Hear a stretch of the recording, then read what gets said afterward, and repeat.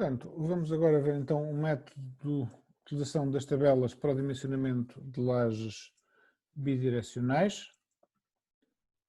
Sabemos que as lajes bidirecionais ocorrem quando a direção, ou aliás, quando a dimensão entre os vãos é inferior a 2 e as condições que nós impomos quando usamos as tabelas. Normalmente as lajes bidirecionais existem vários painéis de lajes contíguos uns aos outros. Portanto, quando nós temos lajes contínuas, ou seja, quando a laje passa de um vão para o seguinte, nós dizemos que temos encastramento, que no fundo corresponde a dizer que temos momentos negativos no apoio. Quando a laje se apoia numa viga, temos um apoio simples de bordo. E quando as lajes se apoiam em paredes, dependendo da relação da rigidez entre a parede e a laje, podemos ir para um apoio simples ou para um encastramento, sendo que tipicamente se utiliza a definição de apoio simples quando as lajes se apoiam em paredes. No entanto, aí o momento negativo é, em geral, ligeiramente superior, ou no caso das vigas, e portanto é sempre uma boa ideia fazer as contas com um apoio simples, com um encastramento e depois usar um valor de momento negativo intermédio entre os dois. Portanto, temos aqui um exemplo daquilo que acabamos de ver. Portanto, temos aqui uma laje que no fundo é composta por 4 painéis de laje, L1, L2, L3 e L4, 4 lajes. A laje, o painel L1 apoia-se numa parede do lado esquerdo, portanto temos aqui um apoio simples, apoia-se numa viga no bordo superior, portanto temos também um apoio simples no bordo superior, é contínua sobre a viga para a laje L2 e portanto este bordo corresponde ao encastramento e também tem continuidade para a direita para a laje L3 e portanto este bordo é também um encastramento. No caso da laje L2 é algo de semelhante, portanto, apoio, parede do lado esquerdo, apoio simples, viga no bordo inferior também apoio simples, continuidade para a laje L1, encastramento, continuidade para a laje L4, encastramento. As lajes L3 e L4 são semelhantes entre si, acabam por ser também semelhantes à laje L1, sendo que a laje L3 apoia-se em vigas em cima e à direita, portanto isso corresponde à laje apoiada em apoios simples, e tem continuidade para a laje L1 e L4 à esquerda e inferiormente, e portanto os bordos esquerdo e inferior seriam encastrados. Portanto, é assim que nós definimos as condições de apoio dos painéis das lajes bidirecionais para utilizar nas tabelas. Um exercício, enfim, simples só para falarmos agora aqui. Portanto, quando nós temos a laje L1, quais são as condições de bordo que nós temos? Aqui do lado esquerdo é o quê? O que é que vocês consideravam? Que tipo de apoio? Um apoio simples.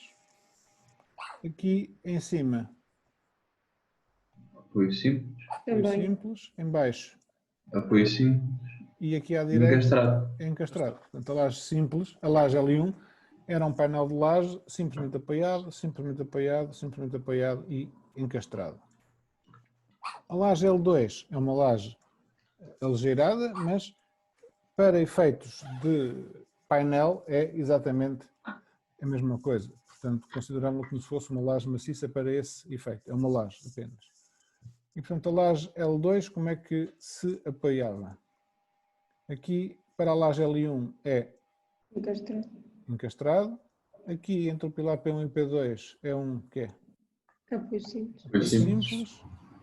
Encastrado e encastrado. Encastrado e encastrado.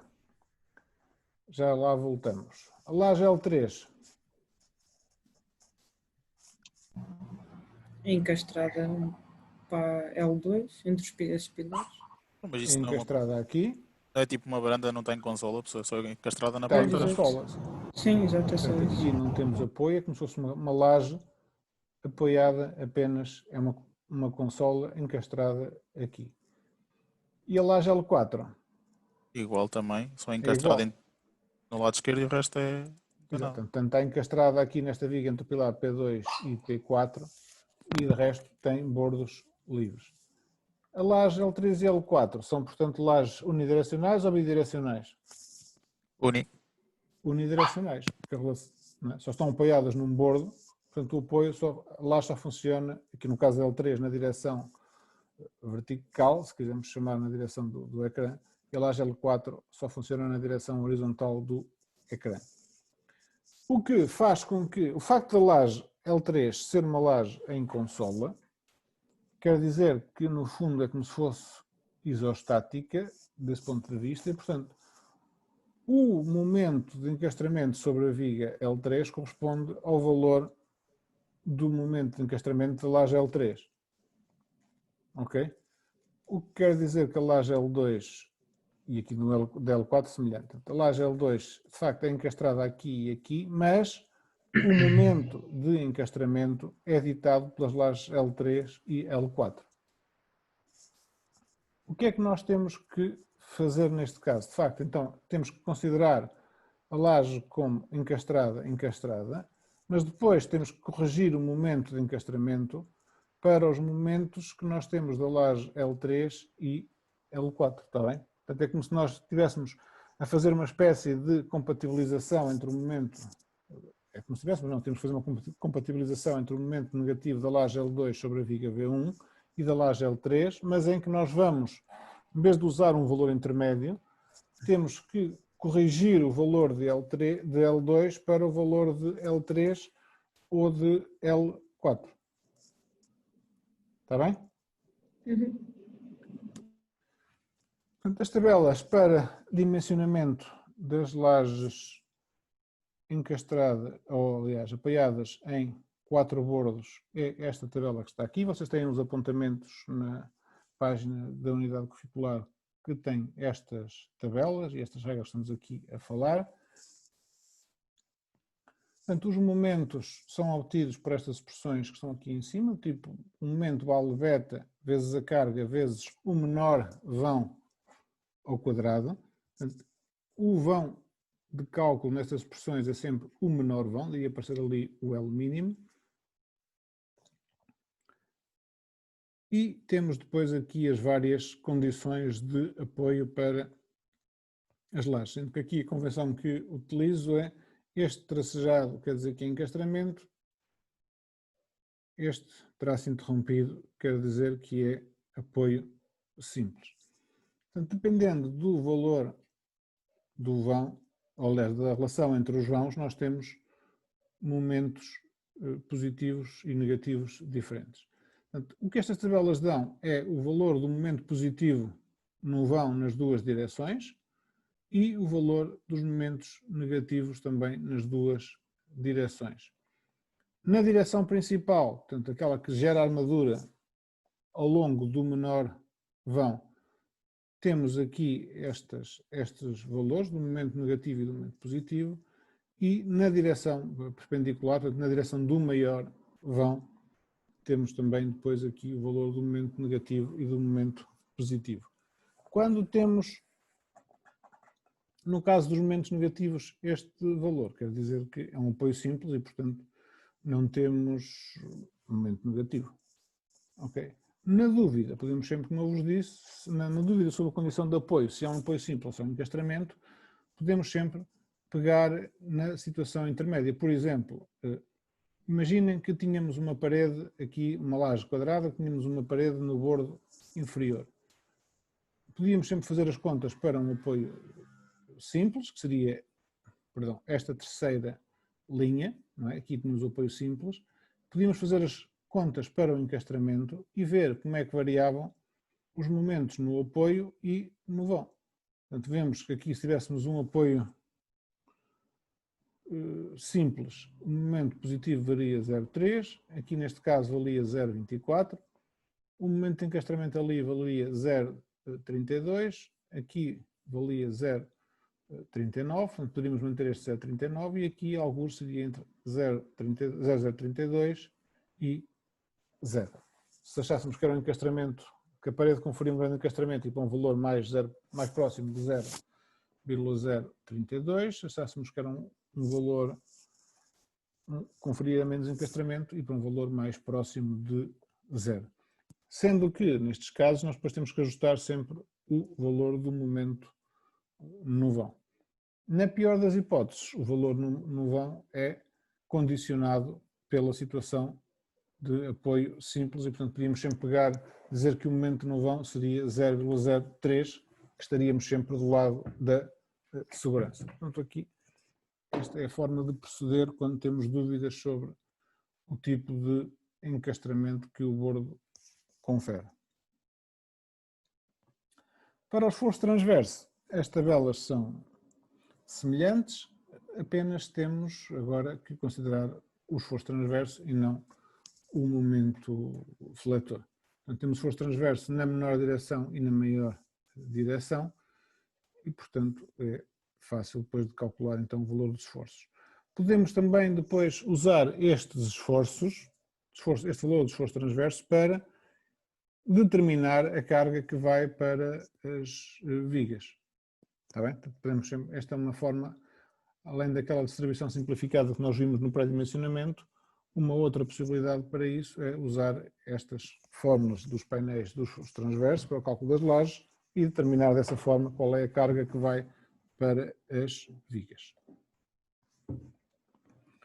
Mais uma vez, tal como no caso das lajes simplesmente apoiadas, quando nós calculamos os momentos em dois painéis contíguos, se a carga for ligeiramente diferente ou se os vãos forem diferentes, nós vamos ter momentos diferentes e, portanto, temos que compatibilizar os momentos nos apoios e o procedimento é igual àquele que usamos para as lajes unidirecionais. A disposição das armaduras, nestes casos, das lajes bidirecionais, é esta que está aqui representada nestas figuras. Portanto, consideramos que a armadura está concentrada numa faixa de 0,75 LX, portanto, em 75% do vão, e a armadura positiva é colocada desta forma que está aqui, em baixo. Portanto, metade da armadura vai corrida até o apoio, metade é interrompida no vão, e a armadura dos momentos negativos, portanto, a armadura superior, com uma distribuição semelhante. Estes comprimentos, portanto, este maior e este menor, são obtidos de acordo também com estas figuras que já vimos anteriormente, que são função de ser um apoio interior ou um apoio extremo, ou uma consola ou um momento de continuidade sobre um pilar. Portanto, estas são as regras de colocar. Reparem, aqui no caso dos momentos negativos, esta armadura que é interrompida primeiro corresponde a esta mais curta, esta que é interrompida a 1/3 do vão é esta mais comprida. Chama a atenção que, por vezes, por questões de retração e de controle de retração, esta armadura que está aqui interrompida a cerca de 30% do vão não é interrompida, mas sim continua ao longo de toda a laje, para controlar a fenilhação devido à retração. Continuamos a falar de painéis de grandes dimensões.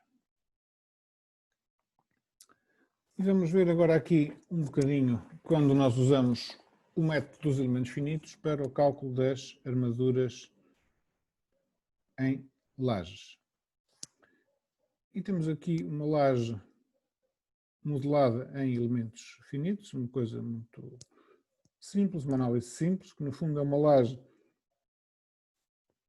que está dividida em 7 painéis de laje, um painel mais comprido, que no fundo é uma laje unidimensional, unidirecional, e depois 4 painéis aproximadamente quadrados, que são lajes bidirecionais. E temos aqui, do lado direito, a deformada que nós obtemos para esta laje que está aqui representada. E, portanto, vemos que esta laje comprida, de facto, se comporta quase como uma laje unidirecional, a funcionar praticamente só numa direção, não é? Temos aqui uma zona muito grande a funcionar apenas entre esta viga extrema e esta viga interior, e depois os restantes painéis a terem um comportamento mais, ou claramente, bidimensional.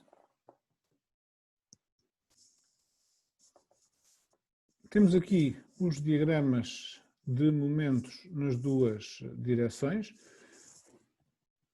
Chamo mais uma vez a atenção que nas lajes os momentos em X são aqueles que dão armaduras na direção X e os momentos Y são os que dão armaduras na direção Y. Quer dizer que os momentos em X são em torno de Y e os momentos Y são em torno de X. É esta a convenção que usa o SAP e é a convenção que é normalmente utilizada. Para os momentos então em X, portanto, momentos que geram armadura, neste caso horizontal em relação ao ecrã, claramente nós temos aqui as zonas de momentos positivos nos vãos e as zonas de momentos negativos sobre as vigas. Aqui esta primeira e esta segunda, e depois ali um pico maior nos pilares. Este pico deve-se que, de facto, o pilar não sofre, está representado como um apoio simples, não sofre qualquer tipo de deformação e daí receber esforços maiores. A viga deforma-se e, ao deformar-se, reduz um bocado os valores negativos. Para os momentos fletores na direção Y, podemos ver aqui também, para este painel de laje, o seu comportamento marcadamente unidirecional e aqui também sobre o apoio, um momento negativo bastante distribuído. Sobre esta primeira viga, depois um momento negativo também, mas menor, e depois também aqui as zonas de momentos negativos. E, portanto, estas análises de elementos finitos dão-nos uma ideia muito melhor do comportamento da laje. Como nós vimos também nas lajes bidirecionais, surgem momentos torsores e temos aqui a distribuição dos momentos torsores na laje. E chama a atenção em particular para aqui estas zonas dos cantos das lajes, que quando temos bordos simplesmente apoiados, ou simplesmente apoiados numa direção, temos aqui o surgimento de momentos torsores. Os momentos torsores surgem aqui nos cantos das lajes, como tínhamos visto na última aula. Não é? Quando nós tínhamos lajes unidirecionais, tínhamos momentos torsores. E aqui temos então uma laje bidirecional, simplesmente apoiada, e cá temos nos cantos a existência destes momentos torsores. Aqui estas figuras da direita têm a ver com o aspecto que é importante nesta questão dos elementos finitos, que tem a necessidade tem a ver com a necessidade de vocês usarem as ferramentas de controle. E aqui neste caso, para vos mostrar, aqui nesta figura vêm as reações de apoio nos vários apoios da laje e depois a tal ferramenta que eu vos disse, que é a soma do valor total das reações. Se nós compararmos esta soma com o valor da carga atuante, portanto, aqui neste caso a laje está sujeita apenas ao peso próprio, se nós calcularmos o peso próprio da laje, nós temos que obter este valor para a reação. Reparem, aqui neste caso os momentos X e Y não são significativos, porque isto tem a ver com o cálculo do momento na origem das coordenadas e, portanto, à partida isso não terá um significado muito grande para nós. Já no caso da ação do vento, este valor dos momentos, aí nós podemos também contabilizá-lo, uma vez que a ação é apenas, ou muitas vezes não é apenas, mas pelo menos para a parte da ação horizontal do vento, nós podemos também calcular facilmente o valor do momento provocado pelo vento e usar este MX e este MY aqui, que são os valores das reações globais, e comparar com aqueles que obtivemos para ver se os valores estão bem calculados. Aqui agora são os esforços transversos e chamo aqui também a questão dos esforços transversos para vos chamar a atenção para uma questão que é muito, muito importante quando nós fazemos cálculos com elementos finitos. Se vocês fizerem um cálculo com elementos finitos e mandarem desenhar os diagramas de esforços transversos, neste caso os V e Y, vocês iam obter um diagrama como este que está aqui. E se vocês repararem, depois vamos falar nisso, ou quando pegarem no SAP e desenharem os esforços, vocês veem que há lá uma opção que pergunta se nós queremos fazer a média nos nós ou não. E se nós retirarmos a opção de fazer a média dos nós, nós obtemos este diagrama aqui da esquerda que está representado. E reparem que este diagrama é um bocado diferente deste que está aqui à direita. Primeiro, o diagrama da direita é um diagrama contínuo. No diagrama da esquerda nós vemos aqui claramente umas descontinuidades. Porquê é que isto ocorre e qual é a importância desta coisa das médias? Reparem que nos programas de elementos finitos, o que os programas fazem é calcularem os esforços elemento a elemento. E os esforços são calculados nos pontos de integração que pertencem ao interior, que normalmente estão no interior do elemento. Qual é a importância disto? A importância disto é que, quer dizer, quando nós calculamos, vamos imaginar aqui este nó. Quando nós calculamos neste elemento quadrado os esforços de acordo com os elementos finitos, nós vamos calcular os esforços em determinados pontos e depois vamos extrapolar esses valores para o nó. Quando nós calculamos no elemento da direita, nós vamos fazer a mesma coisa e o que vai acontecer é que o esforço transverso, neste caso, calculado a partir do elemento da direita ou do elemento da esquerda, neste nó, é diferente. O mesmo se passa quando nós calculamos o valor do esforço transverso a partir deste elemento retangular inferior à esquerda ou deste elemento retangular inferior à direita. Ou seja, neste nó, nós vamos ter 4 valores do esforço transverso diferentes calculados a partir dos 4 elementos que estão à volta do nó. O que os programas normalmente fazem é uma média desses valores. E ao calcular uma média desses valores, dá-nos este diagrama da direita que vocês estão aqui a ver. Em geral, isto pode funcionar bem, mas pode funcionar também mal em algumas situações, que é o caso aqui sobre a viga, que está situada neste ponto, nesta linha que está aqui. O que acontece é que os esforços transversos à direita e à esquerda até podem ser parecidos, mas são de valor contrário. Ou seja, imaginem em cima o esforço transverso de um lado à esquerda de um apoio, de um lado é negativo, do outro é positivo. Ou seja, quando nós fazemos a média dos dois valores é zero. E é por isso que neste diagrama aqui da direita, ao longo desta linha, o esforço transverso é muito pequeno. Quando na realidade o que acontece é que acima e abaixo ele tem valores grandes, mas opostos. Estão a ver? Portanto, o calcular as médias dá gráficos mais bonitos, mas é preciso ter cuidado com isso. Portanto, o que eu vos aconselho sempre é desenharem os diagramas com e sem as médias. Tá bem? E assim vocês podem ver se o que estão a obter, qual dos diagramas corresponde melhor àquilo que vocês querem. Esta questão das médias, ou não, tem também uma outra importância, que é se a malha for suficientemente apertada, estes dois valores, com média e sem média, há de ser, em geral, semelhante e, portanto, estes diagramas vão ser semelhantes, com exceção de zonas como esta, em que claramente há uma transição muito forte entre a esquerda e a direita. Ou, neste caso, entre a parte superior e a parte inferior.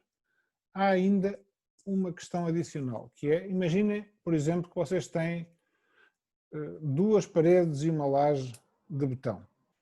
Formar tipo os cantos de um cubo. Estão a ver? Uma laje horizontal e depois 2 paredes verticais. Se vocês desenharem os eixos X e Y para cada um destes elementos, vocês verificam que é impossível que os eixos X e Y sejam coincidentes em todas as 3 lajes. certo? Ou são coincidentes na horizontal ou são coincidentes na vertical, mas não podem ser coincidentes nas 3 direções. Uma vez que os elementos são planos, só têm esforços em 2 direções, há de, garantidamente, em algum daqueles esforços, em algum daqueles lados, quando nós somamos o x com o y, nós estamos a somar esforços em direções distintas. E, portanto, cuidado quando nós temos elementos que formam ângulos, porque o eixo do x e o eixo dos y podem não estar na mesma direção. Está bem? Portanto, quando nós fazemos a média, estamos a fazer uma média de coisas que não são compatíveis umas com as outras. Podemos estar a fazer uma média de um momento em x com uma média de um momento na direção perpendicular. Está bem? Simplesmente porque eles são os dois mx nos 2 elementos. O problema é que o mx num elemento tem uma direção e o mx no outro elemento tem outra direção. E, portanto, outra questão importante que vocês devem fazer quando utilizarem elementos finitos é, porque isso é uma ferramenta também que os programas de elementos finitos têm, é desenhar os eixos principais do elemento. Portanto, o eixo 1, o eixo 2 e o eixo 3, ou se quiserem o eixo x, o eixo y e o eixo z do elemento. E verem em cada elemento como é que esse eixo está representado. Está bem? E verem se de facto, quando fazem as médias, estão a obter uma coisa coerente ou estão a obter uma coisa que não tem sentido nenhum. Em geral, nas lajes planas, isso não acontece e, portanto, os eixos são, dentro da própria laje, os eixos têm todos a mesma direção, mas quando nós temos lajes que fazem ângulos retos ou inclinações, isso pode não acontecer.